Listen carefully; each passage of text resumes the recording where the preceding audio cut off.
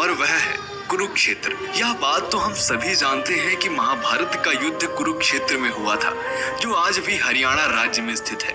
कहा जाता है कि उस समय तबाही ला देने वाले युद्ध में बहे खून की वजह से वहां की धरती लाल हो गई थी। पुरातात्विक विशेषज्ञों ने भी यह माना है कि महाभारत घटना सच में घटी थी, क्योंकि उस जगह पर लोहे से बने तीरों और भालों को जमीन में गढ़ा पाया है, जिनकी जांच पड़ताल करने पर 2800 ईसा पूर्व का बताया जाता है, जो कि महाभारत काल के समय के ही बने हुए हैं। यदि आप भी कुरुक्षेत्र गए होंगे तो आपको भी यह बात पता होगी। दूसरे प्रमाण की बात करते हैं और वह है आजकल के न्यूक्लियर वेपन। महाभारत में आपने ब्रह्मास्त्र नाम के भयानक अस्त्र के बारे में सुना होगा। यह अस्त्र धर्म और सत्य को बनाए रखने के लिए ब्रह्मा द्वारा बनाया गया एक बहुत ही विनाशकारी परमाणु हथियार था। माना जाता है कि यह अचूक और भयंकर अस्त्र होता था, जिसे केवल दूसरा ब्रह्मास्त्र ही रोक सकता था, और जो इसको छोड़ता है वही इसको वापस लेने की क्षमता भी रखता है। रामायण में जब लक्ष्मण ने मेघनाद पर ब्रह्मास्त्र से प्रहार करना चाहा तो भगवान श्री राम ने लक्ष्मण को यह कहकर रोक दिया कि अभी इसका उपयोग करना सही नहीं, क्योंकि इससे सारी लंका तबाह हो जाएगी और बेकसूरों की जान जाएगी। इस प्रकार यह अस्त्र रामायण और महाभारत के काल में किसी गिने चुने योद्धाओं के पास ही होता था। यानी कि यह अस्त्र ऐसे थे जो पूरी दुनिया को तबाह रखने की ताकत रखते थे। अब आप सोच रहे होंगे कि आखिर मैं आपको यह क्यों बता रहा हूँ,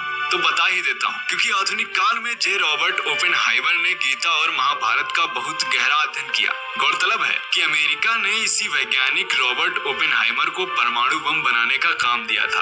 उन्होंने महाभारत काल के ब्रह्मास्त्र अस्त्र की संहारक क्षमता पर शोध किया और अपने मिशन का नाम दिया था ट्रिनिटी। फिर रॉबर्ट ओपेनहाइमर के नेतृत्व में अमेरिकन साइंटिस्ट की एक टीम ने इस प्रोजेक्ट पर काम करना शुरू किया। 16 जुलाई 1945 को इसका पहला परीक्षण किया गया और धमाके का परिणाम कुछ वैसा ही था जैसा पौराणिक ग्रंथों में ब्रह्मास्त्र के बारे में बताया गया था। इससे सारे परमाणु वैज्ञानिक इस बात को मानते हैं कि वास्तव में ब्रह्मास्त्र, जिसको आज हम परमाणु बम कहते हैं, उसका प्रयोग महाभारत में किया गया था। इस घटक बम के सफल परीक्षण करने के बाद रॉबर्ट ओपेनहाइमर, देखिए किस तरीके से वैज्ञानिक भी महाभारत और गीता पर विश्वास करते हैं, लेकिन हमारे देश के कुछ धर्म विरोधी लोग हमारे इस महान इतिहास और धर्म युद्ध को एकमात्र कहानी मानते।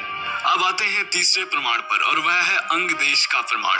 कुंती के सबसे बड़े बेटे दानवीर कर्ण अंग देश के राजा थे, जो उनको दुर्योधन द्वारा उपहार स्वरूप भेंट किया गया था। उस समय का अंग देश आज उत्तर प्रदेश में गोंडा जिले के नाम से जाना जाता है। साथ ही जरासंध द्वारा अपने राज्य के कुछ हिस्सों को कर्ण को दिए जाने की भी बात कही जाती है। आज बिहार के मुंगेर और भागलपुर के जिले ये वही है। वहीं जिसको हम आज दिल्ली कहते हैं, वह महाभारत के समय में इंद्रप्रस्थ के नाम से जानी जाती थी। तो ये स्थान तो काल्पनिक नहीं है। सैकड़ों स्थान तो ऐसे भी हैं जिनका नाम महाभारत के वक्त भी वही थे और आज भी वैसे ही है, जैसे कि द्वारिका, कुरुक्षेत्र, बरनावा, हिडिंबा आदि। अब आते हैं चौथे प्रमाण पर और वह है चक्रव्यूह पत्थर। हिमाचल प्रदेश के हमीरपुर जिले के 16 सिंगी धार के नीचे बसा राजनौड़ गांव एक ऐतिहासिक स्थल के नाम से मशहूर है। प्रचलित मान्यताओं के अनुसार पांडव अज्ञातवास के दौरान यहाँ रुके थे। अज्ञातवास के दौरान अर्जुन ने यहाँ पर चक्रव्यूह का ज्ञान प्राप्त करने पर उसे पत्थर पर उकेरा, जो आज भी मौजूद है। इस चक्रव्यूह को ध्यान से देखा जाए तो इसमें अंदर जाने का रास्ता तो साफ दिखाई देता है, लेकिन बाहर जाने का रास्ता पता नहीं चलता। अब बात करते हैं और वह है लाक्षागृह। महाभारत में लाक्षागृह की महत्वपूर्ण भूमिका मानी जाती है। इसमें पांडवों को जिंदा जलाने की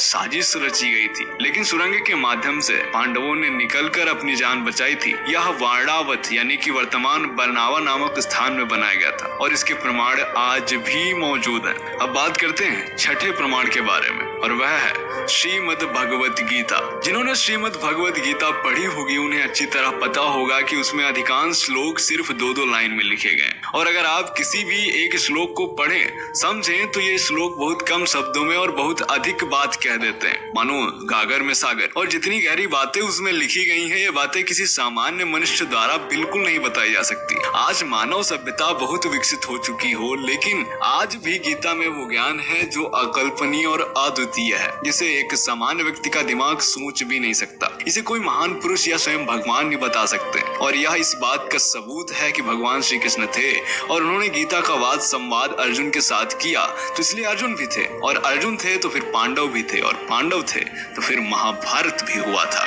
अब बात करते हैं इस वीडियो के अंतिम प्रमाण के बारे में और वह है द्वारका नगरी। इस बात से तो हम सभी परिचित हैं कि भगवान श्री कृष्ण द्वारका के राजा थे और महाभारत में इस बात का उल्लेख मिलता है कि यहाँ नगरी जलमग्न हो गई थी। पुरातत्व विभाग को गुजरात के पास समुद्र के नीचे एक पुराना शहर मिला है और उसके प्रमाणों से पता चलता है कि यह वही द्वारका नगरी है जिसका उल्लेख महाभारत में किया गया था। समुद्र में मिले इस अवशेष से यह साबित होता है कि द्वारका कोई काल्पनिक शहर नहीं था बल्कि एक वास्तविक शहर था। तो मित्रों, आज हमने बात